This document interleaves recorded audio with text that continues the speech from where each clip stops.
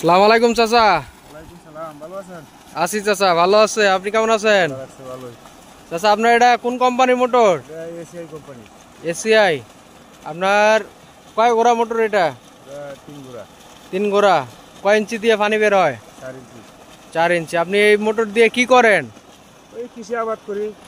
কৃষি আবাদ করেন? আর পুরো দূরত্ব করি। আচ্ছা, আপনার কেমন পানি দেয় অন্যান্য মোটরের থেকে? পানি ভালো দেয়? পানি ভালো দেয়। তো আপনার অন্য কোম্পানির থেকে এই মোটরে পানি বেশি দেয়?